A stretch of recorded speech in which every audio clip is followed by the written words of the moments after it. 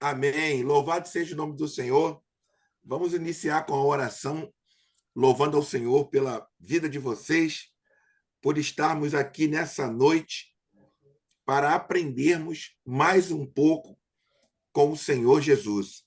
Com certeza, Ele vai usar o nosso professor para que possamos sairmos daqui mais e mais com um aprendizado bastante alicerçado nas verdades do Senhor. Eu tive uma notícias, né, que a gente sempre tem. Isaías, eu vi aquele estudo, o último estudo que vocês fizeram. Muito bom. É bom quando você ouve isso, né? Sim. Quando você escuta que a palavra ela está sendo divulgada e o povo está vindo aprender. Vamos orar. Senhor, te louvamos por essa noite que o Senhor nos permite viver, permite sentir, ouvir, falar, permite sentir a tua presença e te pedimos, Senhor, que tu possas abençoar as vidas que irão ouvir, aprender esse estudo. Jesus, usa o professor mais uma vez, guarda a vida do professor Wilton e de todos que estão aqui no grupo. Nós te louvamos, Senhor, na noite desse dia. Te agradecemos por todos que estão aqui. Muito obrigado, meu Deus. Em nome do teu filho Jesus, eu te agradeço. Amém e Amém. amém. Vamos Amém. lá, Amém. professor Wilton. Eu vou fazer uma leitura rápida aqui.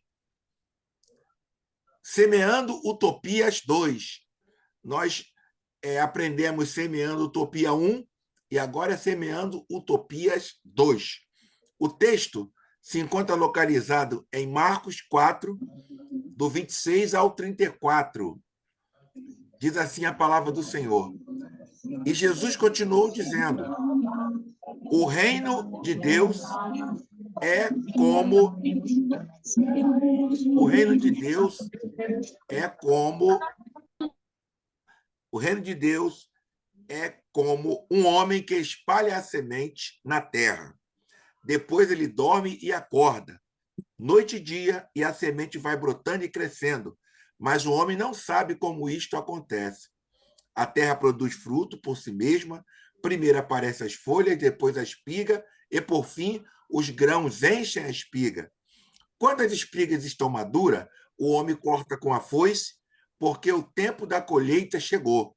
Jesus dizia ainda: com que coisa podemos comparar o reino de Deus? Que parábola podemos usar? O reino é como uma semente de mostarda, que é a menor de todas as sementes da terra. Mas quando é semeada, a mostarda cresce e torna-se maior que todas as plantas. Ela dá ramos grandes, de modo que os pássaros do céu podem fazer ninhos em sua sombra. Jesus anunciava a palavra usando muitas outras parábolas como essa, conforme eles podiam compreender. Para a multidão, Jesus só falava com parábola, mas quando estava sozinho com os discípulos, ele explicava tudo. Aprofundamento. Estamos diante de duas parábolas semeadoras de utopias, Marcos 4, 26, 29 e Marcos 4, 30, 32. E de uma conclusão acerca das parábolas, em Marcos 4, 33 e 34. As duas parábolas têm muitas coisas em comum com a primeira, mas apresentam igualmente diferenças. Na primeira, o reino não estava explicitamente presente, ao passo que nestas duas se afirma que o reino é como. Na primeira, a ênfase caía no semeador, que aposta na vitalidade da semente. Apesar dos terrenos ruins, na segunda, quem ocupa o centro das atenções é a semente e sua vitalidade.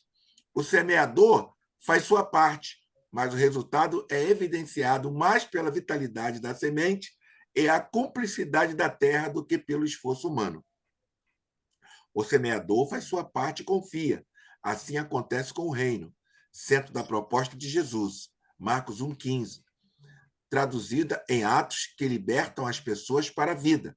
A ação do semeador é o ponto de partida. Espalha a semente na terra. Depois de ter feito a sua parte, cabe-lhe confiar e esperar, só voltando a agir quando o produto está pronto. Corta com a foice, Hoje em dia, as lavouras, mesmo as mecanizadas, costumam ocupar os agricultores o tempo todo. Por sua vez, a semente e a terra não decepcionam na sucessão de dias e noites. É um mistério que o ser humano não abraça nem compreende. A expressão central é nova dessa parábola, é esta. A expressão central e nova dessa parábola é essa, por si mesma. Em grego, se diz automate, ao pé da letra, automaticamente. É a ação da terra, boa, fecunda e generosa, por natureza vocacionada a produzir vida. Aqui não se discutem os tipos de terreno, como na explicação da parábola anterior, Marcos 4, 13 e 20. O semeador ignora a cumplicidade da terra e da semente. Isso, para ele, é um mistério. E assim é o reino. A parábola mostra brevemente as etapas de um crescimento que não pode ser interrompido ou bloqueado. É assim acontece com o reino. Brotação, surgimento das folhas, aparecimento das espigas, trata-se de trigo. Espiga cheia, omite a floração. E maduras, chegou ao tempo da ceifa. Se olharmos com atenção, da semeadura à colheita, descobrimos 7 etapas. Não esqueçamos que, por século, Israel foi um povo agrícola e suas principais festas estavam ligadas à terra e à colheita. Semeando utopias, essa parábola quer colher festa.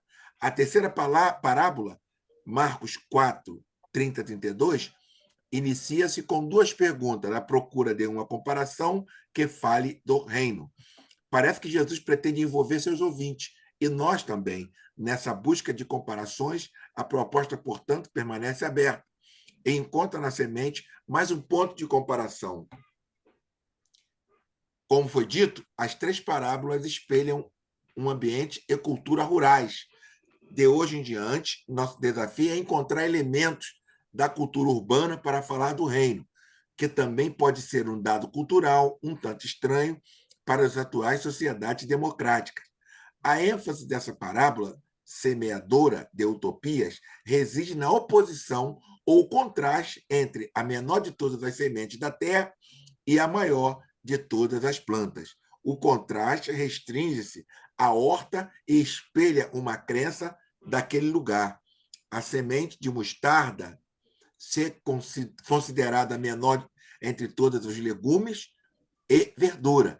Dizem certos estudos que na Palestina havia um tipo de mostardeira capaz de atingir até 4 metros de altura ou mais, servindo de abrigo para os pássaros, fazendo seus ninhos.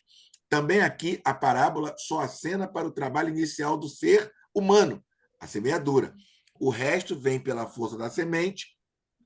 Hoje, diríamos que o crescer e o tornar-se maior de todas as hortaliças, a ponto de abrir espaço para as aves aninharem, então estão no DNA da semente de mostarda. Por natureza, a pequenez de sua semente está destinada a ser grande, maior entre todas as árvores. E note-se um detalhe: a menção dos ninhos aponta para a fecundidade e para a geração da vida. De fato, normalmente, as aves não procuram ninhos para dormir, mas para pôr ovos e procriar. O discípulo de Jesus precisa saber apostar nisso, semear. Algo semelhante acontece com o reino. Quem está acostumado a fazer ligações entre trechos bíblicos se dá conta de como sua reflexão cresce e estende ramos por todos os lados. Já Ezequiel 17, 23, 31 e 6 e Daniel 4, 12 ao 21 tinham usado essa imagem para falar de realidades mais profundas. Lida à luz desses textos, a parábola tem outra luz e cor. As árvores que se hospedam para serem fecundas nos galhos dessa árvore, reino, são povos pagãos que, graças à semeadura de Jesus e seus seguidores, vêm encontrando espaço fecundo vital na nova família de Jesus. A conclusão das parábolas insiste na compreensão, na diferença entre a multidão por fora e os discípulos por dentro. Daí se deduz que compreender não depende só do esforço intelectual, mas de disposição, de vontade para, De fato, compreender significa apropriar-se, prender com, comprometer-se, entrar na jogada, aceitar, passar de fora para dentro. Terminamos a leitura. Professor, por favor, fale para nós a respeito do que o professor entendeu e logo após, você que está aqui acompanhando, fique com Jesus, pega uma caneta, como eu faço, vá anotando as perguntas, os questionamentos, para nós crescermos juntos com o Senhor. Por favor, professor. Amém. Boa noite, meus irmãos. A graça e a paz. Uma alegria estar com vocês aqui. Tem algumas pessoas que me mandaram mensagem hoje, até pedir oração por não poder estar aqui em função dessa gripe que está ocorrendo aqui no Rio de Janeiro. Não sei se chegou aí na região de vocês, né? Aqui na Baixada, aqui em Caxias, na nossa região aqui, algumas pessoas não têm nem saído de casa, né? E estava agora há pouco mesmo falando com o irmão, ele falou, poxa, fala para o Isaías lá, para os irmãos orarem por nós, nossa família toda está aqui. Eu falei, amém. E na minha rua aqui também, algumas pessoas estão sofrendo com, eles chamam de virose, né? E outros falam que é a gripe, alguns estão achando até que é a Covid novamente, mas é um surto que deu por aqui. Mas vamos lá. O título é Semeando Utopias 2, né? Então, por quê? Porque é a continuação do nosso estudo passado. É interessante esse comentarista ele usar a palavra utopias, porque quem poderia imaginar que aqueles ensinamentos de Jesus, há tanto tempo atrás, estariam sendo repercutidos hoje, né? Com certeza os discípulos de Jesus, eles não tinham essa noção. Isso é como que a gente prova isso? Os seus escritos nunca tiveram a intenção de alcançar o mundo inteiro, né?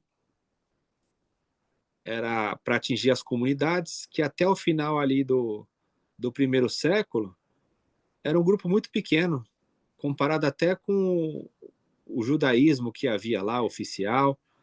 As comunidades eram pequenas e talvez assim os discursos de Jesus sobre o reino de Deus, eles eram incompreendidos por causa disso também.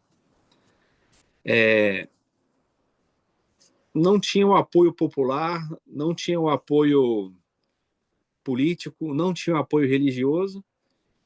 E como é que uma coisa dessa tão pequena, tão sem valor, pode ser algo de Deus? Já parou para pensar nisso? Que as coisas de Deus, elas não têm de fato a aparência exterior. Elas não têm forma, não têm força em si mesmas. E Jesus vai contando essas parábolas, ele vai colocando no coração deles esse sentimento de perseverança num ambiente contrário, num ambiente de perseguição, num ambiente de dificuldade. E ele vai dizer, olha, o reino de Deus é assim, é essa semelhança. O que você falaria do reino de Deus, né? Se você fosse falar do reino de César, o império da época, você usaria linguagens hiperbólicas, de poderio, de grandeza, de luxo, de riqueza. Você pode ver hoje aí os reinos desse mundo, quando você fala de poder, né, armamento bélico, nós estamos acompanhando aí essa questão da guerra. Sempre quando se fala de reino, de força, de poder, você imagina algo muito grande. Se os reinos desse mundo são assim, quanto mais o reino de Deus. Quais seriam as imagens que a gente usaria para falar acerca de um reino de Deus? A gente usaria, olha, é um alcance universal, o reino de Deus é do Deus Todo-Poderoso, o reino de Deus é um reino que ele é muito maior do que a época gloriosa de Davi. O reino de Deus, ele é um reino que ele vai ultrapassar todas as fronteiras. Tudo isso que a gente vê aqui em Roma, aqui em Jerusalém, tudo isso perto do reino de Deus é nada. Seria uma linguagem que seria aceitável, né? Porque você está falando acerca do reino de Deus. Mas Jesus, ele fala do reino de Deus numa simplicidade muito grande. E isso, mais uma vez, causa escândalo. Tudo em Jesus é diferente. Tudo em Jesus é contrário à lógica. Ele fala: o reino de Deus é como uma semente, é como uma mulher. O reino de Deus, ele é das crianças. O reino de Deus, ele é como 10 virgens. Então ele vai usando figuras comparativas, né? Porque o reino de Deus não tem como trazer em linguagem humana. Então ele começa a usar de simbologias, de comparações, de coisas muito simples. Se você pega uma semente, como Jesus está falando, quem não consegue destruir uma semente? Uma semente daquela, quem não consegue lançar no lixo? Quem não consegue queimar uma semente daquela? Ela parece algo tão frágil. Só que ele fala: olha, dessa coisa tão pequena, que é a menor, vai se transformar numa coisa grande, né? É claro aqui que se você for pegar o rigor do texto, você vê muita gente falando assim: não, mas essa semente não é a menor, né? Não é a menor. Mas era a linguagem da época, era o que ele usava ali para que os discípulos tivessem noção. E é claro que ninguém compreendia aquilo. Aí Jesus, ele reúne o seu povo, os seus próximos ali, os seus discípulos, e ele começa a explicar com maior profundidade para eles o que vem a ser o reino de Deus. Não tinha força bélica, não podia competir com ninguém, não tinha o apoio das pessoas mais influentes. É como se hoje você fosse falar do reino de Deus e falasse assim: Isaías, você não vai ter apoio nem do Bolsonaro, nem do Lula. Você não vai ter apoio nem do Pablo Marçal, nem das redes sociais. Você não vai ter apoio de nenhuma organização religiosa. Você não vai ter apoio de ninguém influente nesse mundo. Você só vai contar, Isaías, com o pessoal que você anda lá em Belfort Roxo, lá com o pessoal da comunidade. Você falando assim, você imaginaria qual que é a possibilidade desse reino dar certo? Qual que é a possibilidade desse reino avançar? Porque Jesus, ele escolheu as pessoas ali que não eram, que não tinham valor nenhum. Ele trabalhou com pessoas que eram as pessoas mais simples, as pessoas desprezadas, as pessoas que não tinham nenhum valor. E ele fala: olha, o reino de Deus é isso. O reino de Deus, ele vai se compor dessas pessoas, e a força dele é exatamente a sua pequenez. E vai chegar um momento que esse reino ele vai crescer tanto que as aves elas vão encontrar abrigo. Eu gostei muito aqui da interpretação que ele deu, porque a escatologia pessimista ela enxerga esse texto como negativo. Eles falam que essas aves são os demônios. Não sei se os irmãos já viram essa interpretação, que o cristianismo iria crescer e que os demônios iriam se alojar. E aí nós temos aí, ao longo da história, os demônios entrando no cristianismo e transformando a mensagem cristã, e é por isso que nós precisamos de um movimento de restauração. Mas essa interpretação aqui é muito interessante, porque ele coloca como sendo os pagãos, essas aves que vão encontrar abrigo. Então, o que eu quero deixar aqui para vocês?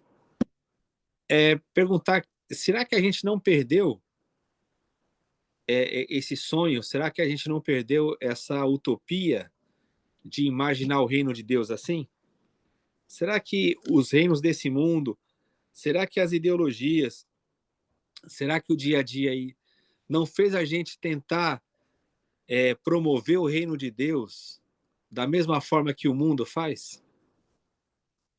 Será que a gente aqui acredita mesmo, irmãos, que na nossa pequenez, na nossa ausência de poder, de apoio, será que a gente acredita que o reino de Deus ele vai ser estabelecido dessa forma? Através de grupos pequenos, através do nosso dia a dia, através de uma mensagem que você muitas vezes você vai ter uma vida toda de batalha e uma vida toda de pregação. Eu converso isso muito com o Isaías, com o Márcio, com a irmã Cissa, né? Os irmãos aqui, a Patrícia, a irmã Jacira, o Alvaci. Será que a gente acredita que talvez a gente vai viver uma vida toda sem destaque, sem força nenhuma, só para deixar um legado para as próximas gerações? Você via que essa era a perspectiva de Jesus. Ele não exigia pressa, né? Ele não exigia que esse crescimento fosse abundante. Ele só falava assim, vai semeando, vá vivendo que esse crescimento ele vai acontecendo na vida. A gente tem exemplos aí de pessoas que abandonaram tudo, foram fazer, vamos chamar assim numa linguagem mais nossa, né? Foi fazer uma obra missionária, ficou no local durante 40 anos e não viu nenhum sucesso, não viu assim nenhuma conversão, vamos chamar. Pessoa que morreu e não viu o fruto do seu trabalho. Aí, talvez, né, se essa pessoa tivesse ali no último segundo de vida, pensando, assim, o que eu fiz da minha vida? Será que deu certo? Né? Porque a nossa pergunta hoje ela é muito utilitária, ela é muito pragmática. Ela não é uma pergunta assim, eu estou fazendo o que é certo? Né? A pergunta que a gente faz é assim, está dando certo?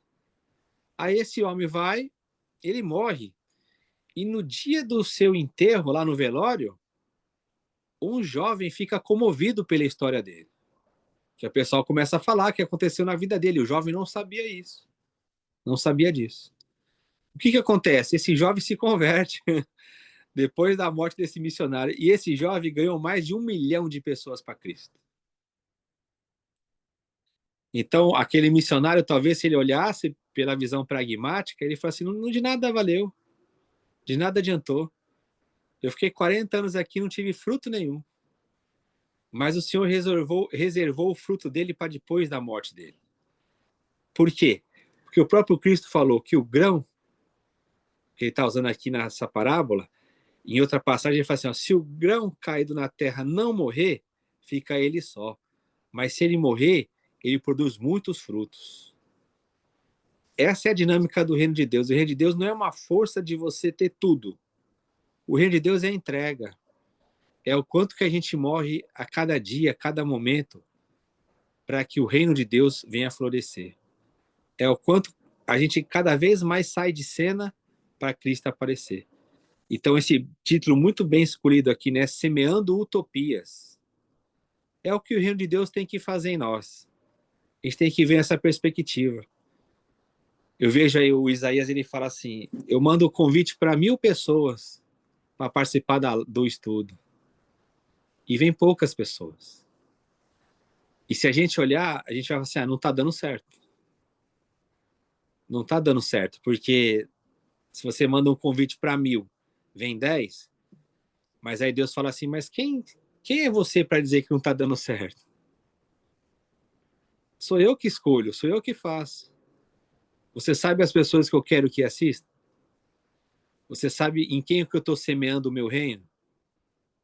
Então isso que é semear a utopia.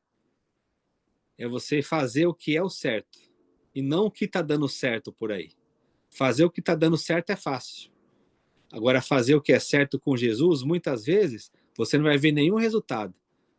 Mas lá na frente, talvez, ou depois da sua morte, você vai olhar e falar assim, valeu a pena. O fruto está aí. É assim como Jesus. Ele deu a vida dele, aquele grupo, e muita gente falou assim, acabou. O Gamaliel mesmo falava, deixa esse pessoal aí. Já vieram outros. Se é de Deus, vai avançar, né? Mas se não for, vai acabar. Vai ser como os outros que surgiram aí, apareceram, aí eles morrem e o movimento acaba. E olha onde veio parar, a pequena semente. Nós estamos aqui, 20 séculos depois, falando de Jesus, falando do reino de Deus. Então, que a gente possa semear utopias, meus irmãos. Mesmo que aparentemente não esteja dando certo. Mas vamos fazer o que é certo. Vou passar para o irmão Isaías. Amém, professor. Tremendo, hein? Essa é daquela que dá para falar um mistério profundo. Coisa maravilhosa. vai abrir agora para perguntas.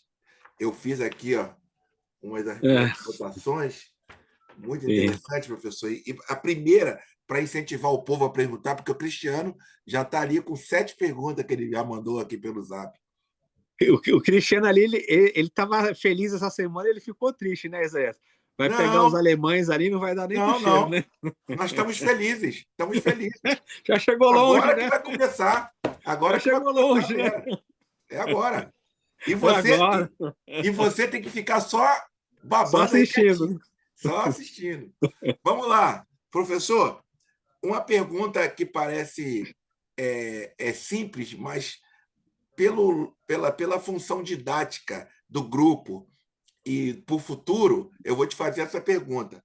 Sim. Quando chegou o reino de Deus e o que é o reino de Deus? Porque o Uhum. pessoal diz que o reino de Deus vai vir, que o reino de Deus vai chegar, que o reino de Deus está entre nós, que o reino de Deus ainda não está entre nós. Existe Sim, essa. Por favor, professor. sim. Nós temos sempre a inauguração dos evangelhos com o anúncio do Batista, ele falando, né? É. Arrependei-vos porque é chegado o reino de Deus. Então, o reino de Deus é aquilo lá, Zé, você, como você falou, você está fazendo uma pergunta didática, você já sabe a resposta, mas é para ampliar aí para o pessoal. A palavra reino de Deus aí, a melhor tradução seria reinado de Deus. Porque quando a gente fala de reino de Deus, você imagina algo muito físico, algo muito local, concreto, né? Mas a questão é o reinado de Deus, é o governo de Deus. Então, o reinado de Deus, ele veio na pessoa de Jesus e ele ainda tem uma dimensão futura, né? O que é isso? Tanto é que Jesus, ele ora, né? Venha o teu reino. Então, A o reino de oração. Deus é o governo de Deus que vem com a pessoa de Jesus. Jesus, ele traz o governo de Deus. O que está faltando? Então, é essa atenção do já e ainda não. O que resta? É a plenitude desse reino. É esse Ah. reino tomar toda a esfera desse mundo, né? Esse reino ele ser expandido em toda a terra e a vontade de Deus ser feita na terra como é lá no céu, que é a oração do Pai Nosso. Então, o Atos rei... 3:21 e Isso. Colossenses. Anota aí, ô, Cristiano. Atos Isso. 3:21 e E Colo... Colossenses 1:23. 1:23. O reino de Deus ele já veio? Sim. Ele já está na sua plenitude? Ainda não. Então esse é o nosso trabalho, né? Ampliar o reino de Deus, elevar o reino de Deus a todo mundo, a todas as nações. E detalhe, aí que é uma coisa muito profunda, mais bonita, não é o tema aqui, né? Senão a gente poderia se estender, mas para vocês pensarem aí como Isaías deixou. Esse reinado de Deus, ele não se limita somente à terra, porque é assim na terra como é nos céus. Como a morte de Jesus, Paulo vai dizer aos Efésios, né? A tradição paulina vai dizer lá, que fez a reconciliação, e nós temos que encher todo esse universo com Cristo. Cristo ser tudo em todas as dimensões, não é isso? Então, Isaías, ele começa aqui e vai se estender pela eternidade. Nós vamos levar Cristo em todo o universo. Ele vai ser o cabeça de todas as coisas. Bênção. Amém. Ele vai vencer. Eu Quer não uma ouvi. Por favor, irmã Jacira, pode perguntar. O censo, o que mais? O texto no censo eu não ouvi. Você que o senhor completou aí, para depois eu ler. Ah, sim. É, é o texto que o irmão Zé citou. É Atos 3:21 e Colossenses 1:23. Atos 3:21 e Colossenses 1:23. Esses textos mostram que a igreja ela vai vencer, vai salvar os que têm que ser salvos, não é isso? Isso. É a pregação do evangelho em todo o mundo conhecido e o tempo da restauração de todas as coisas. É uma profecia que ela vai se cumprir. Vai se cumprir. Amém. Vamos lá, tem alguma pergunta aí? Se não tiver, eu vou, hein? Faz para clarear mais, faz.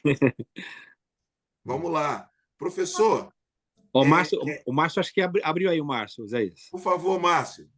Boa noite, meus irmãos. Boa Professor, como é noite. que eu faço para eu, como um homem de relação familiar e de negócios, posso expandir esse reino? Abrindo vários estabelecimentos de templo ou fazendo alguma coisa para que esse reino, não que seja antecipado, mas seja ampliado através da minha vida? Como eu faço isso? Como é que é? Abrindo mais templo, Márcio? Abrindo mais congregação? É uma pergunta e eu fiz uma outra pergunta. Como eu faço isso? Seria por esse caminho ou tem outro caminho que eu posso fazer? Por favor, Sim. professor. É muito interessante porque ele usou dois verbos aí, né? Ele fala de antecipar e ampliar, né? Pedro fala sobre isso, para a gente antecipar a vinda de Cristo, né? Acelerar, apressar a vinda do Senhor. Então, como que a gente faz isso? Seria a gente criar locais de reunião? Será que a gente tem que se empenhar nisso? Então, o maior exemplo disso é a própria pessoa de Jesus, né? Aonde que se dá isso? Exatamente na expressão que o Márcio usou nas relações. Cada um aqui tem a sua funcionalidade. Então, o Isaías ele tem um chamado de ele ir em outros países e levar essa mensagem. Outros, como o Márcio citou, é uma pessoa de negócios e tem a sua família. Então, como que ele vai expandir o reino de Deus? No seu negócio. Ele vai trabalhar de uma maneira justa, ele vai ser um bom empregador, ele vai ser uma pessoa honesta, ele vai declarar ali com a vida dele o reino de Deus. Então, o reino de Deus, ele é muito simples. A irmã Jacira que sempre toca nesse ponto também, né? Como que a gente vai mudar esse mundo? Como é que a gente vai... a gente vê tantas coisas ruins, né, em nossa volta, mas esse trabalho aí de formiguinha mesmo. É do dia a dia, é a gente, nas nossas relações, a gente ir ampliando o reino de Deus. É como aquela parábola, né, não é uma parábola, é uma fábula, né, do beija-flor que está lá, a floresta pegando fogo, ele está lá no biquinho dele com a água e jogando água. Aí aparece o gato e fala para ele assim: por que você está fazendo isso? Você não vai conseguir apagar o fogo da floresta. Olha o tanto de água que está no seu bico e olha o fogo que está se alastrando. Aí o beija-flor fala assim: mas eu estou fazendo a minha parte. Né?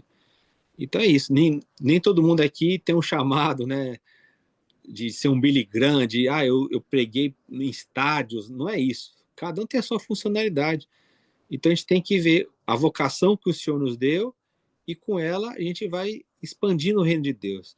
O reino de Deus não é algo religioso, né?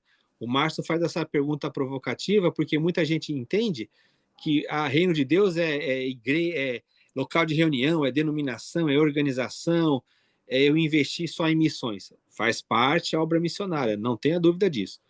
Mas o reino de Deus, ele é através da nossa dimensão, é onde o Senhor nos coloca. O Senhor deu uma vocação para você, cumpra essa vocação no chamado de Deus.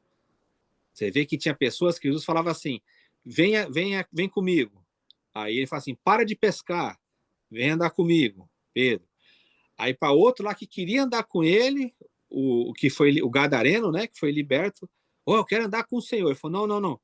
Vai lá para sua família e anuncia lá quão grandes coisas o Senhor fez por você. Então, os irmãos vejam que essa dimensão ela não é única, ela é múltipla. Então, nós temos que ver a vocação que o Senhor nos deu, né? Opa! A Lohane, ela fez uma pergunta muito interessante aí, professor. Por favor. Eu já estava com a agulha aqui, Uhum. mas as damas até porque ela é bispa, então ela tem Sim. precedência. Legal. Ela colocou sobre a colheita, né? O que significa a colheita na parábola, né?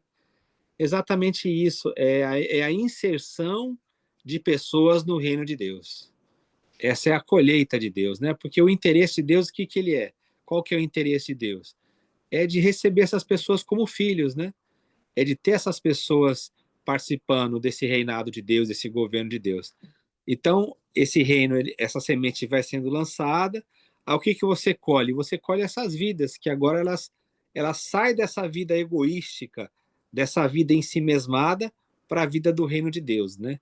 Essa é a colheita que Deus sempre busca. Amém. Professor, esse campo missionário de Jesus poderia ser em Séforis, né? Poderia ser em Séforis, que era uma das cidades mais ricas da Galileia, Leblon, seria no Leblon, onde o Cristiano mora. Essa colheita poderia ser no Agávia, não é? Poderia ser lá em São Paulo. Como é que é lá em São Paulo, aquele local? Jardins. Jardins, em São Alphaville. Paulo. Alphaville. Aí Jesus começa lá no lixão, em Caxias. Sim. Lá no lixão, coisa humilde, né? Uma coisa desapercebida por muitos. Aí a pergunta que eu faço para ti, professor, essa simplicidade do Evangelho de Jesus em pequenos grupos, sem essas áreas VIPs agora da igreja, essas áreas VIP, sem essas modernidades que a igreja busca cada dia mais, cada dia tem uma coisa nova. Ele fala que é para ganhar alma. Cada dia vão inventando coisa, vão inventando. Essa simplicidade não causa medo, professor? Essa simplicidade não causa medo na liderança que só quer, essa liderança que quer aparecer, que quer dinheiro, que quer vultuosidade, que quer o nome, no Leblon. Hoje em dia vai abrir uma igreja, vão abrir uma igreja, tem que ser no centro. Não vou abrir na periferia. Tem que abrir no centro. Aí vamos abrir no centro de Caxias. No centro da cidade. No centro, tem que ser no centro. Agora, lá na comunidade, onde tem. Esquece isso. Por favor, professor. Sim. Quem gosta dessas questões é o João, né? Uma coisa que assusta muitos exegetas e estudiosos é exatamente o que você disse. Séforis sumiu. Não tem nenhum registro no Evangelho, nos Evangelhos, né? Pelo menos nos que vieram para nós. É bem provável que Jesus tenha até trabalhado lá, né? Os maiores pesquisadores falam, né? Porque como eram bem próximo ali a Nazaré, e Nazaré era um vilarejo, então a questão de Jesus ser um artesão, né? O nome mais popular, é o nome mais certo, vamos chamar assim, do que carpinteiro. Era o pedreiro. Era o faz tudo, ou serviços gerais, né? Então é possível que ele tenha trabalhado em Séforis, que era uma cidade que estava em plena expansão na época de Jesus. E aí a pergunta que eles fazem, né, é o seguinte: por que não tem registro dessa cidade nos evangelhos? Por que Jesus não vai lá? Ele pelo menos não aparece, né? Não mostra, não se fala de Séforis. E é na Galileia. É ali, é ao lado ali, é bem próximo. Então possivelmente Jesus trabalhou lá. Então assim, o que você coloca, né? O texto ele faz essa provocação que você faz, porque o texto, Marcos, por exemplo, ele enfatiza, olha, vai lá que vocês vão encontrar ele na Galileia, já ressuscitado. Então, o que eles querem fazer? Vocês têm que retomar o caminho de Jesus, que começa pela Galileia até se expandir. Então, é muito interessante porque ele faz esse aspecto geográfico. Pode ver no texto da ressurreição, Marcos 16. O anjo lá fala: vão lá que vocês vão encontrar com ele na Galileia. Ele quer encontrar com vocês lá, onde tudo começou. E é a utopia dos pequenos começos, né? É onde que está o reino de Deus florescendo. E é como você disse, as pessoas elas querem o local de honra, o local de destaque, mas isso nunca foi o evangelho de Jesus. O evangelho de Jesus é começar pequeno mesmo. São os pequenos grupos, é um pequeno movimento. Você pode ver que todo o movimento da igreja que deixou registro, que foi algo abençoado, ele segue um caminho de vida. É assim, começou pequeno, começou com aquele fervor, com aquela humildade, com os irmãos ali com o coração puro, sem nenhuma pretensão de reconhecimento humano. Quando cresceu, aí veio a busca pelo poder, de fazer daquele movimento um fim em si mesmo. Né? Eu falo isso muito para os irmãos que se reúnem fora de denominações. O irmão Avalcir estava até no dia lá que eu falei com o pessoal. A gente não pode fazer do não sistema um sistema. Né? Porque começa bom o pessoal entender o que é o evangelho, eles começam a sair dessas denominações, dessas organizações humanas que só querem se promover. Aí começa a se reunir de uma maneira muito orgânica, muito bonita, muito viva. Daqui a pouco é uma coisa muito sutil. Aí aquilo ali começa a virar um fim em si mesmo. Então, é como você colocou, Isaías, isso é algo inerente da natureza humana. Esse destaque. E o reino de Deus não é isso. O reino de Deus, você pode ver que sempre quando tinha aquela multidão, Jesus se voltava e perguntava assim para eles: vocês querem me seguir mesmo? Vocês sabem o que vocês estão fazendo? E ele vinha com aqueles discursos mais incisivos. Aí muita gente recuava. Porque Jesus não quer ninguém enganado. Quando tem multidão no evangelho, é sempre uma multidão que está focando algo que não é o essencial. Aí Jesus vem e tem que mostrar. Fala, ó, não é assim. Vocês estão aqui por causa da comida que eu dou. Mas agora vocês querem comer minha carne? Vocês querem beber meu sangue? Olha, se você quiser me seguir, você tem que renunciar a tudo quanto você tem para ser meu discípulo. Aí você vê que as pessoas começam a recuar. Então, Isaías, para encerrar aqui esse ponto, dentro do que a gente entende hoje aí de liderança moderna, de palavras persuasivas, de coach, De Jesus era um fracasso. fórmulas, de De fórmulas. fórmulas novas. Jesus era um fracasso, porque ele tinha multidão na mão, ele perdia a multidão. Então, Jesus seria reprovado por esse pessoal aí hoje. Amém. Amém. Vamos lá, Posso gente. fazer uma Vamos pergunta perguntar. agora? Por favor. Tudo bem, gente? Muito bom estar aqui com vocês novamente, poder estar vendo todos aí e graças a Deus está dando fruto, porque hoje tem bastante gente, glória a Deus. Eu quero estar aqui mais vezes. Mas vamos lá, eu queria perguntar a respeito da morte do grão, né? Quando ele vai falar lá sobre a morte. Até tem numa música de um grande compositor brasileiro, que é Gilberto Gil e Caetano Veloso, e eles vão falar do grão, que o grão de uma semente de ilusão, que tem que morrer para germinar e plantar em algum lugar e ressuscitar do chão nossa semeadura. Quem poderá fazer aquele amor morrer, né, na nossa caminhadura, dura caminhada pela estrada escura.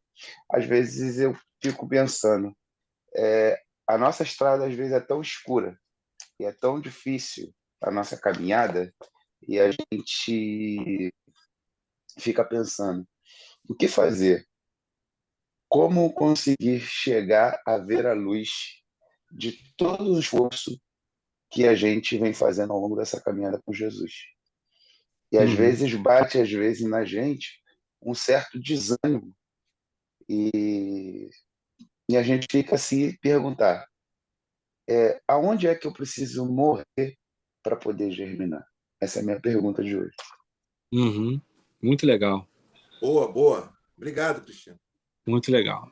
Tem um vídeo do padre Júlio Lancelotti que ele fala uma coisa muito legal. Ele fala assim, eu quando escolhi andar com Jesus, eu escolhi o lado dos perdedores. Porque a vitória do cristão, e aí vai bater com o que o Cristiano perguntou, é a fidelidade a Deus. E às vezes quando você é fiel a Deus, você não consegue ver saída nesse mundo. O próprio caminhar é esse germinar. É aqui que eu estou dizendo. Você pode olhar em volta e você não vê nenhum resultado prático. Mas a sua fidelidade a Deus, e você não negociar o que é o evangelho, isso vai ter um poder de atração, uma hora ou outra, que não tem como negar isso. Se nós olharmos para a vida de Jesus dentro da perspectiva humana de sucesso, a vida dele foi um fracasso. Né? Se você olhar para Jesus, o Jesus humano, vamos chamar assim, o Jesus histórico, ele é alguém que termina numa cruz. Ele é alguém que termina rejeitado. Ele é alguém que os grupos religiosos da sua época o tinham como um herege, um endemoniado, alguém que era louco. Os seus discípulos abandonam negam ele, e ele morre numa cruz, e detalhe, vivendo uma crise existencial ali muito grande, que ele chega a clamar, Deus meu, por que me desamparaste? Então, se você olhar da perspectiva humana, essa é a palavra que o Cristiano falou. O que você via em Jesus? Trevas. Trevas cercaram ele ali. Mas o que prevaleceu? Foi a fidelidade ao plano de Deus. E aí custou a própria vida. No caso de Jesus, é a vida mesmo. E olha o que acontece. Ele morre e começa a dar muito fruto. Está aqui vocês hoje. Se você olhar na perspectiva da época, o pessoal se alegrava, porque falou, tá vendo?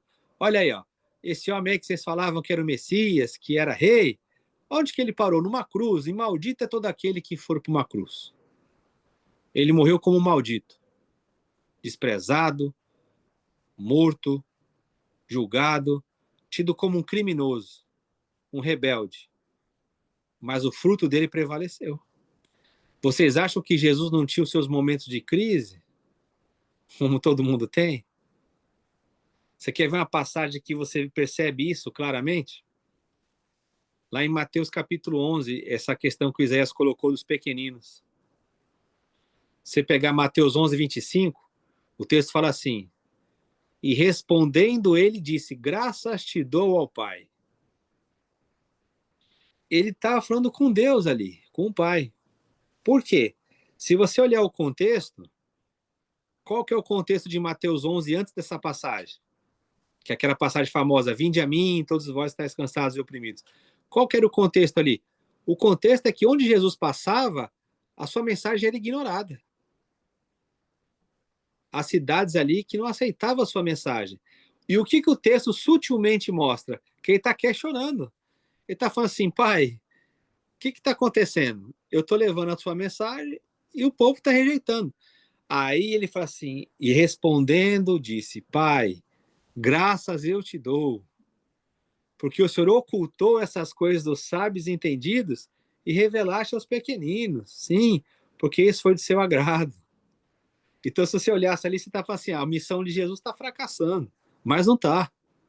É porque, Cristiano, a gente às vezes, a gente mede o nosso padrão de sucesso pelo padrão que a sociedade coloca como sucesso. Mas o reino de Deus é isso. O artista se converteu. Exato. O artista se converteu. Exato. O político se converteu. O político deu terreno para abrir a igreja.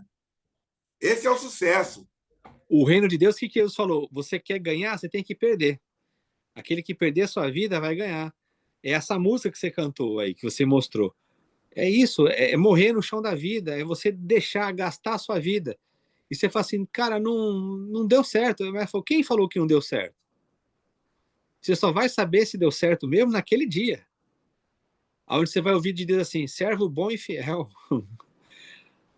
É o que eu falo, a gente não sabe o impacto da nossa vida nas pessoas, nas gerações futuras. Aquele pastor, né, que pregava muitos milagres, muita gente salva, maravilhas que aquele homem pregava, fazia campanhas em estádios e muita gente sendo curada. De repente, aquele ministério dele parou com tudo. Tinha mais milagre, não tinha nada. Aquele homem entra numa crise, num conflito. Ele começa a olhar para a vida dele, começa a questionar o que ele está fazendo. Deus, o que eu estou fazendo de errado? E aonde que eu estou errando? Eu estou pecando contra o Senhor, me dá uma luz, me ajuda. Ele entra numa crise. Aí o Senhor demora um pouco para responder, ele vai fazendo campanha, vai dando errado. Na visão dele ali, não está dando certo. E ele vai orando, e Deus, o que está acontecendo? E de repente ele tem um sonho, Cristiano. Aí no sonho lá, Deus mostra a igreja lá onde ele estava, tal. E aí tem uma pessoa que, no sonho assim, ele vai direto naquela pessoa e aquela pessoa aparece ali para ele. E ele identifica Wesley. que é aquela pessoa. John Wesley? Não, é um pastor americano. Ele olha aquela pessoa ali e é uma senhorinha da igreja dele, que ele vê no sonho. Aí no sonho ele fala assim, ué, mas essa mulher já morreu, essa irmã já morreu, por que ela está ali, viva? Ah, tá. Aí um ser no sonho fala assim para ele, sabe por que o seu ministério prevalecia e você operava tantas coisas?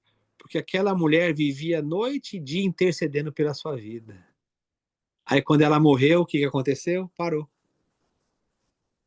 Para o mundo, aquela mulher não tinha valor nenhum, ninguém sabia quem ela era. Mas as coisas aconteciam no mundo por causa dela. São Amém. chamados heróis anônimos, né? É. Muita gente é abençoada por pessoas que nós nem sabemos que existem, que oram por nós, que fazem as coisas. Amém. Glória a Deus.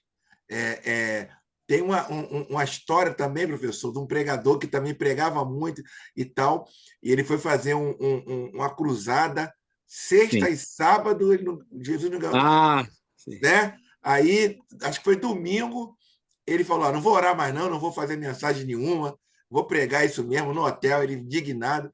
Aí que, se eu não me engano, foi John Wesley. Ele pregou só uma pessoa, mais de 200 mil pessoas na praça, e só um jovem pequeno que foi lá na frente. Ele falou: pô, um jovem? Ah, que droga! Orou mal e porcamente por aquele jovem, e aquele jovem se tornou um dos maiores ganhadores de alma de todos os tempos. Se eu não me engano, essa história da conversão de John Wesley, se eu não me engano. Então, a maneira que ele trabalha, muitas das vezes, frustra Exato. o nosso viver, A o nossa nosso viver expectativa. cultural, a nossa cultura, não é isso? Exato. A nossa expectativa. Isso, Exato. nossa expectativa. E as pessoas se gabam, né? Eu já ganhei esse ano tantas almas para Jesus. É igual pistoleiro, aquele pistoleiro do Velho Oeste, que matava a pessoa e botava ia dando asterístico, né? Exatamente. Eu já ganhei hoje, esse ano, igreja, aí fala assim, ó, uma hipocrisia, pela misericórdia de Deus, esse ano eu já ganhei tantas almas. Agora, Exato. que petulância. Por Quem favor, Professor, Márcio! professor, poucos vão conseguir ver e enxergar que está valendo a pena. O senhor é um deles que está enxergando, que eu vejo a vida de Isaías ter mudado, né? Então, isso é um testemunho nessa caminhada. E Glória a como Deus. eu sei que, tendo um líder como um ASG, né? Você falou, um auxiliar de serviços gerais, Sim. eu sei que eu estou ampliando esse reino. Vai haver, nessa caminhada, um momento de sofrimento por eu estar me enquadrando naquilo que Jesus entende de reino, ou não? Vai ser só uma vida de vitória? Quais são as características para eu saber se eu estou nesse caminho, dessa ampliação desse reino e querendo viver ele do jeito que Jesus ensinou, nos orientou e Sim. praticou? Não é só um momento de sofrimento, né, Márcio? É uma jornada de sofrimento, né? Paulo, deixando lá Timóteo, ele diz lá: foi nos dado o privilégio de não somente crer, mas de padecer por ele. É contramão do mundo, é na contramão com Jesus. Então, qual que é a evidência de quem está seguindo Jesus?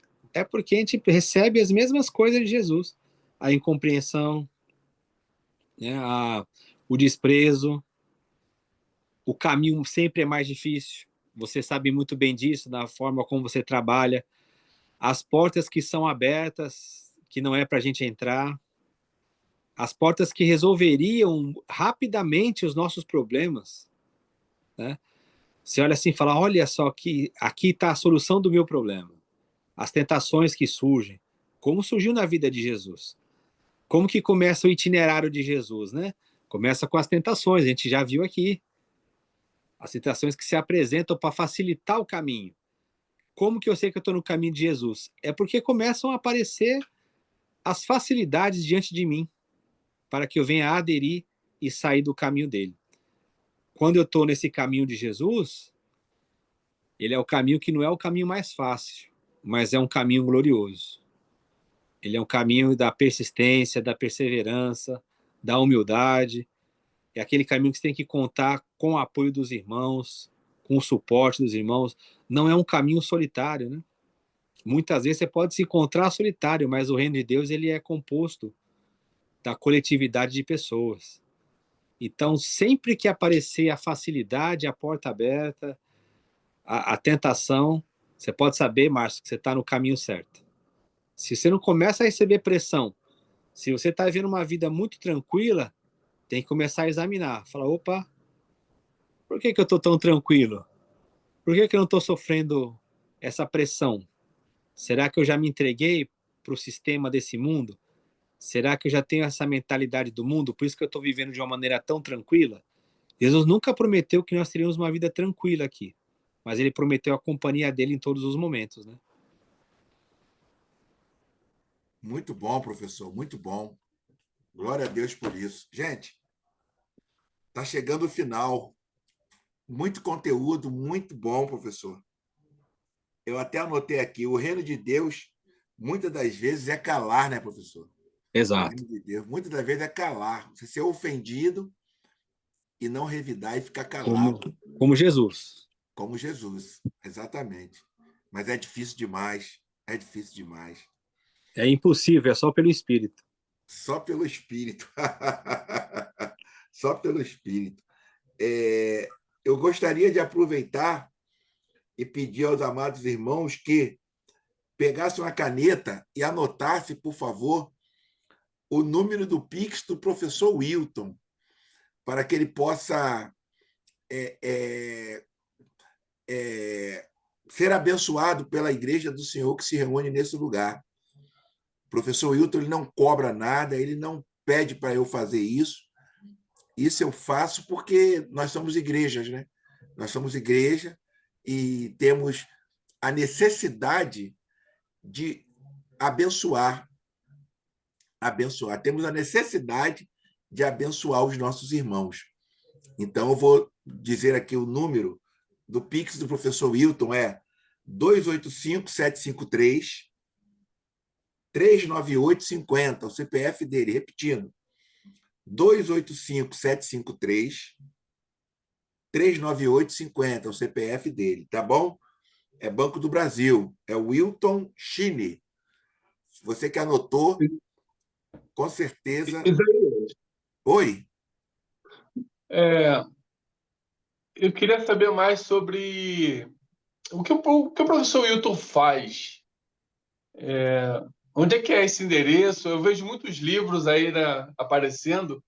Existe um local, algum no Instagram que eu possa acompanhar sobre esse chamado dele específico? O que ele fazia antes dele ministrar? Onde eu posso ver isso? Por favor, Você professor. sabe? Uhum. Sim. Além dos grupos, né, que a gente se encontra aí no WhatsApp e no Telegram, que é o grupo Aprendizado Bíblico, eu tenho uma página do Instagram que é o Cebinc, é o @Cebinc, CEBIMC. O que significa Cebinc, né? É o Centro de Estudos Bíblicos da Maturidade Cristã. Onde que ele fica localizado? Ele fica aqui na Rua Valéria, 23, Chacarazil, Petrópolis, que o apelido do bairro é Figueira, Duque de Caxias. Qual que é o local de referência aqui? É perto da Prefeitura de Caxias, na mesma rua aqui do Outlet Premium, que é o shopping famoso que tem aqui, né? Que foi aberto há algum tempo atrás, há uns 8 anos. Esse shopping ele é muito conhecido, é o Outlet Premium. Então é perto aí daquele retorno da Washington Luiz. Né? Para quem quiser vir aqui, naquele retorno, perto do Arco Metropolitano. Então tem esse shopping.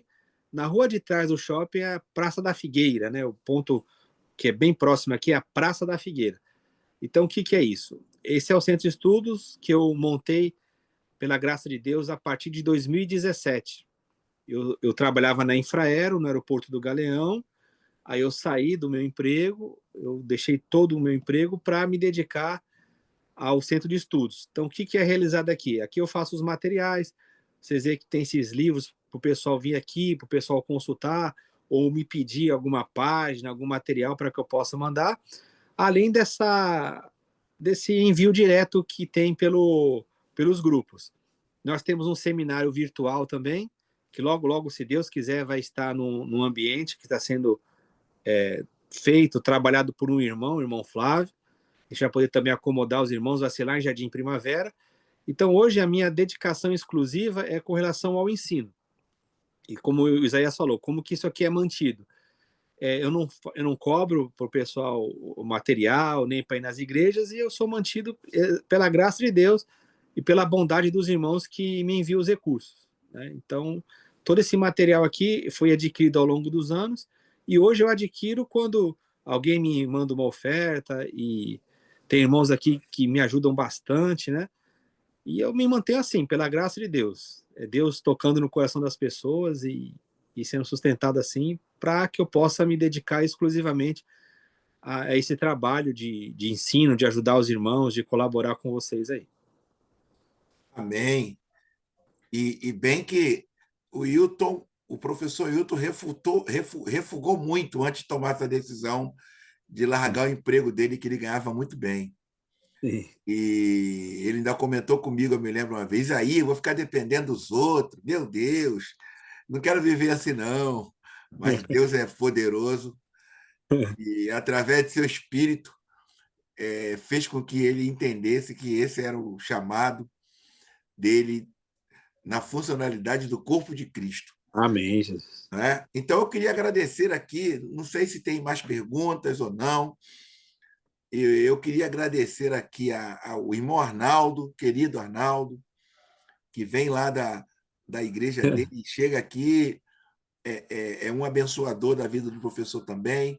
É sempre com uma excelente noite, né, Isaías? Sempre com excelente noite. O Márcio Pimenta. Excelente noite, excelente dia, excelente tarde. Nada de bom, nada de bom. Bom dia, boa tarde, boa noite, não. Excelente. Exatamente. A irmã Cissa, que chegou do trabalho agora, mas é uma sedenta pela palavra do Senhor. A irmã Patrícia também. Patrícia é benção. A irmã Lohane, né?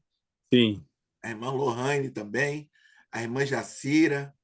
Então, eu gostaria de glorificar a Deus pela vida de vocês. E o nosso apóstolo João Carlos, que hoje ficou quietinho, não falou nada. Acho que ele está em espírito de oração, nosso irmão João. Exato. Exatamente. Olha lá, Cícero. Olha a companhia dela. É cachorro, é gato. É gato? Ah, é tá. Gato. Tem cachorro e tem gato. Eles não brigam, não, irmã? Não. Já então acostumaram. Então tá bom. Gente, Deus abençoe vocês, tá bom? Alguém tem mais algo a acrescentar? Se não, Arnaldo, por favor, logo após a irmã Cissa vai orar, agradecendo a Deus. Eu fiquei só ouvindo. Oi? Logo após a fala do Arnaldo, do nosso irmão Arnaldo, a irmã vai orar agradecendo a Deus por mais uma noite na sua presença. Chegou nosso irmão Labi aqui, ô Hilton. Sim. É o nosso professor Walter. Ele é aí do Bom Pastor, Nova Esperança. O Walter. Sim, o Walter. Gente boa demais. Eu não sei se você não deve conhecer ele, não. É um homem também voltado ao estudo. Eu sempre convido ele para participar conosco. Mas ele hoje chegou agora, mas vai pegar a bênção apostólica e vai para a cantina com a gente. Vai para a cantina. Quando acaba aqui, nós vamos para a cantina, vai tomar Coca-Cola e Coca-Cola? O empadão que a irmã Cissa traz. Coca-Cola não, suco de abacaxi com não sei o quê. Hortelã. Opa, gostei. Arnaldo, tem... Só não pode comprar fiado. Exatamente. Deixa eu só falar. Irmã Cissa, antes do Arnaldo falar, nessa igreja aqui, sim, é de graça, porque tem o pessoal que dá dízimo, dá oferta, tem aquele irmão que leva Coca-Cola, leva fardo de Coca-Cola, tem aquele irmão que leva bandeja de empadão, tem aquele irmão que leva o salgadinho, que faz aquela doação para a igreja. Maravilha. Então, se for a igreja de Jesus e ele passar por essa cantina, se ele vê alguém cobrando aquela família pobre daquele pai que tem 4 filhos, Vem cá, vocês recebem tudo doação, ainda recebem dinheiro do dízimo, ainda Pois recebem é, dinheiro das ofertas, ainda vão cobrar ainda para o povo? exatamente. Ah, Jesus vai quebrar essa igreja. Aqui não, aqui é tudo de graça. Aqui Glória a ninguém Deus. vai pagar a cantina da igreja, até porque tem que ser um local de comunhão, um local de Exato. Verdade. bate-papo, de troca de ideias, não é? Então, aquela família pobre, como eu já vi, que eu ficava olhando assim, aí passava assim escondidinho, ó, tic, tic, tic, tic, tic. Aí eu, irmã, vem cá, irmã. Não, pastor, estou com pressa. Mentira, estava dura, assalariada, É, doméstica, é, com 2 filhos, 3 filhos, ia para casa com fome. E a cantina cheia de coisa. Aí a é.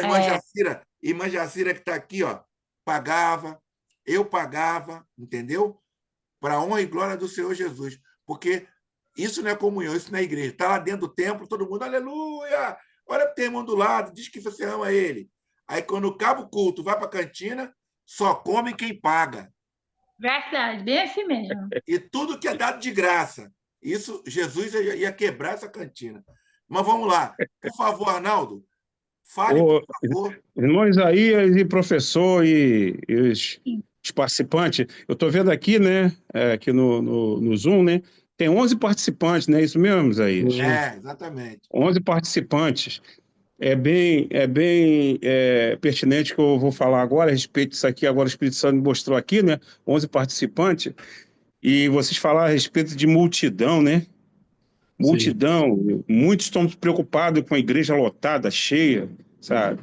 E eu lembro que, está passando a moto aqui agora, eu lembro que eu fiz o seminário médio e básico de 2003 a 2005, né? Foram 3 anos, médio e básico, né? E a prova de púlpito, né? Tem um período que tem a prova de púlpito, que tem que preparar uma palavra, uma mensagem, né? Aquela coisa toda, entendeu? Introdução, corpo, conclusão. O professor conhece isso muito bem, né? Seminário. Então, aí o Espírito Santo de Deus, na época, me deu. Eu nem sei onde que está essa mensagem. Multidão versus igreja. O tema da mensagem é que as pessoas estão preocupadas. Igreja lotada, cheia, gente pra caramba, tem que ter gente. E é pertinente isso aqui, ó. Já pensou, se não tivesse nem mais vaga aqui no Zoom, aqui, tanta gente querendo, sabe? Eu louvo a Deus pela vida de quem pode chegar, né? No bate-papo da gente aí, 11 participantes. Às vezes eu louvo a Deus pela vida de Isaías também, que não está preocupado com isso aí. Sente falta de um, de outro, claro. Pô, é bom de participar. Mas aí, naquela época, existia isso, né? A multidão procurava Jesus, como o professor colocou bem, só para mesmo ser curado, pedir alguma coisa. Só tinha vários pedintes, não tinha. A gente fala muito de discípulo, mas poucos eram os discípulos, né?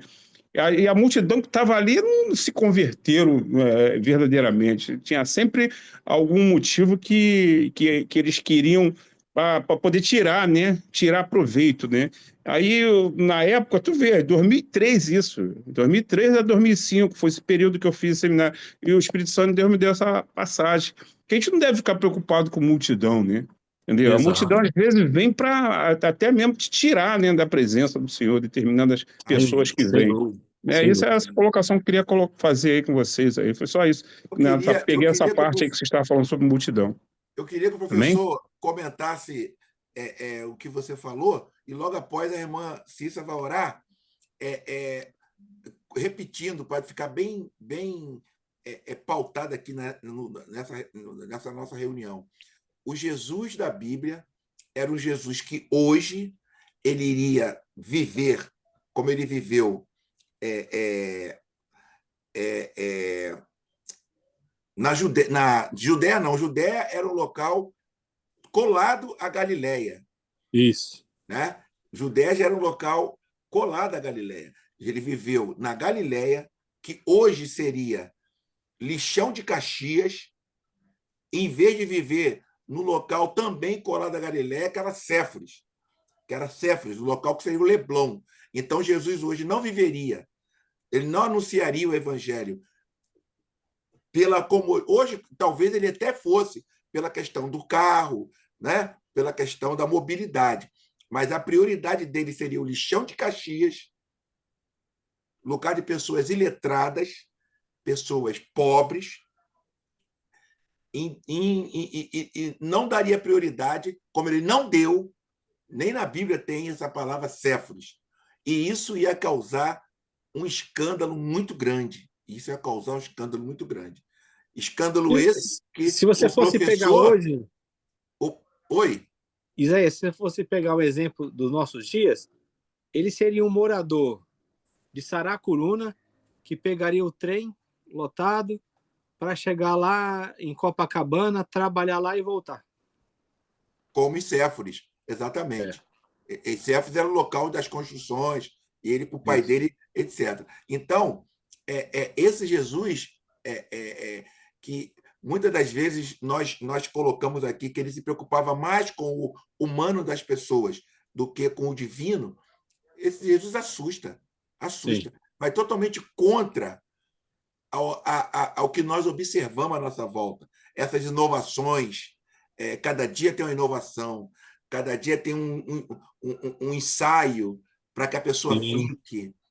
Tem um abraço aí, pega ele, tem um cara do carro, toma conta, pega a chave e tal. Ó, se entrar aqui na igreja, vai ganhar uma lavagem de carro, não sei o que lá, e papapá. Toda essa questão, Jesus falava para o gadareno, né, professor? Não fica, não, vai para lá. Vai. Eu lembro que eles falavam, Zé, tem alguma coisa boa que vem de Nazaré? Falaram isso dele, meu Deus, que é isso?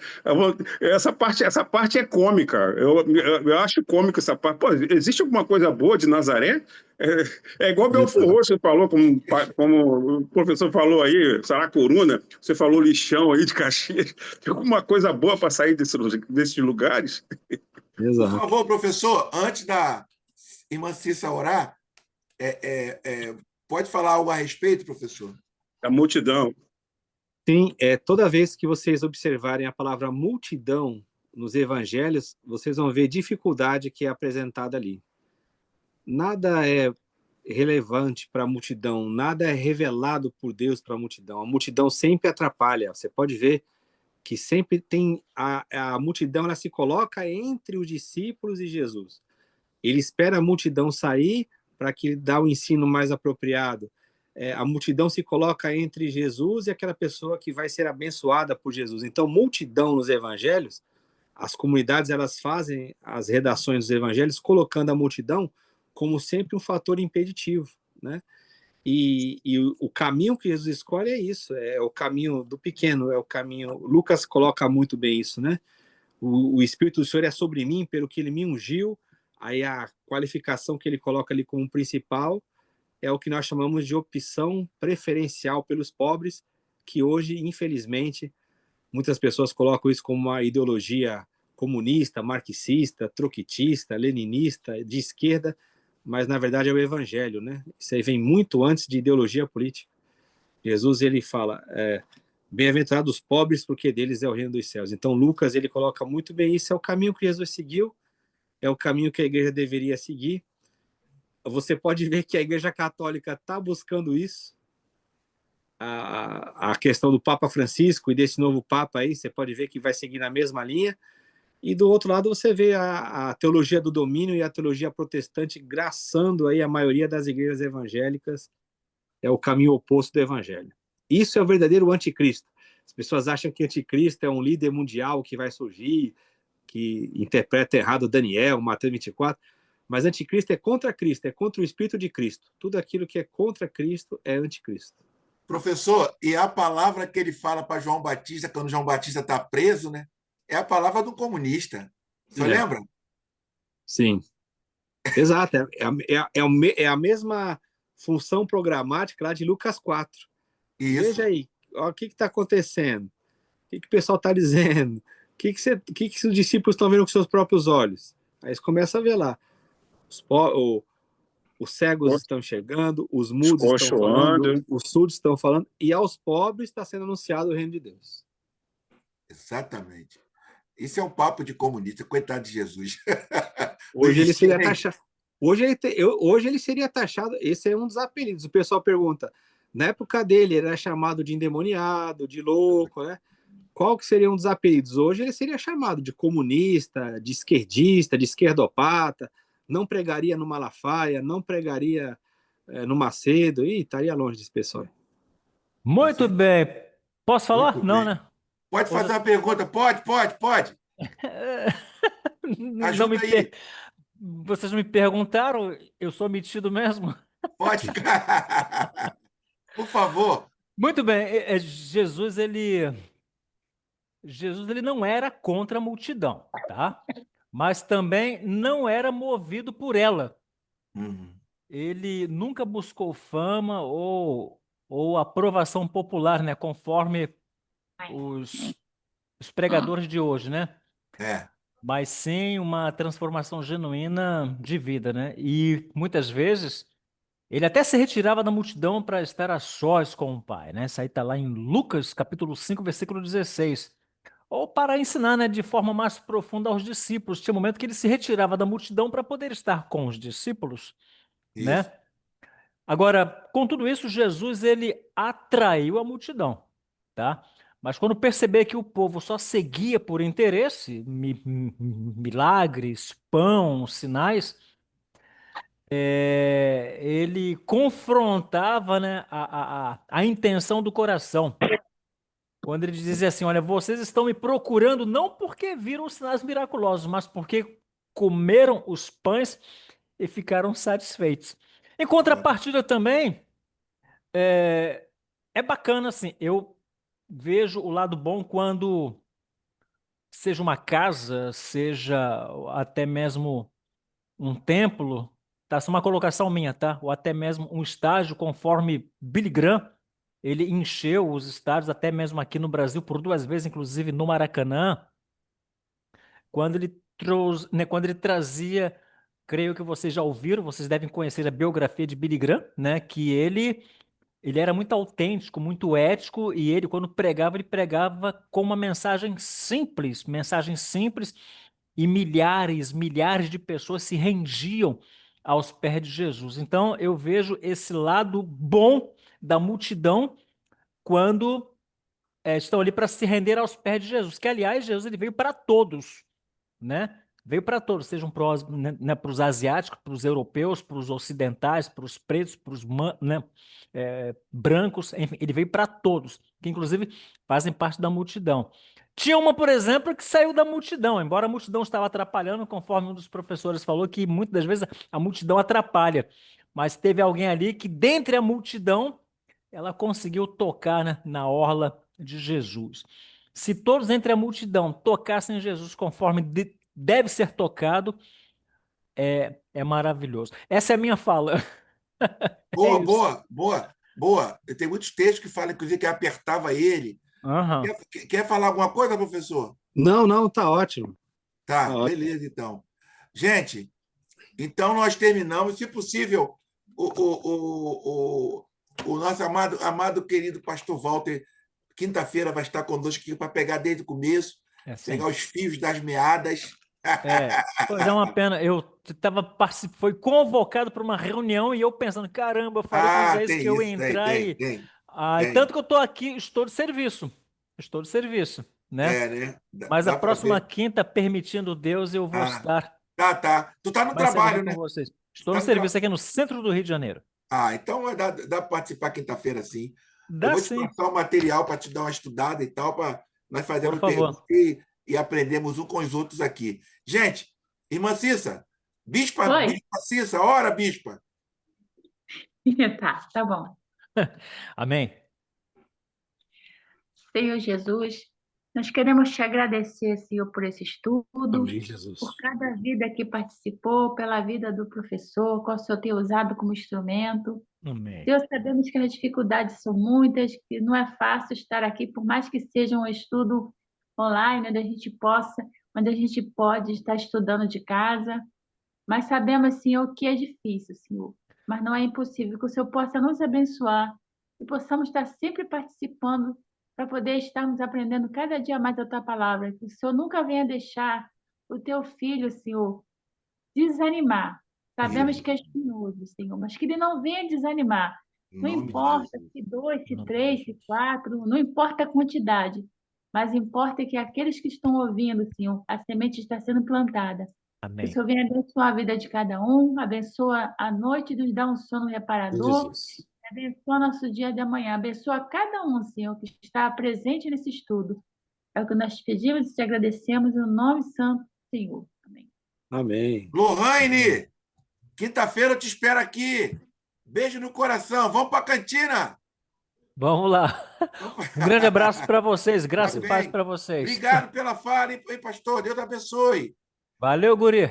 Rapaz. Amém. Deixa eu desligar aqui. Como é que desliga isso? Está aqui. Vamos lá. Senão o ônibus vai passar, eu vou perder meu ônibus.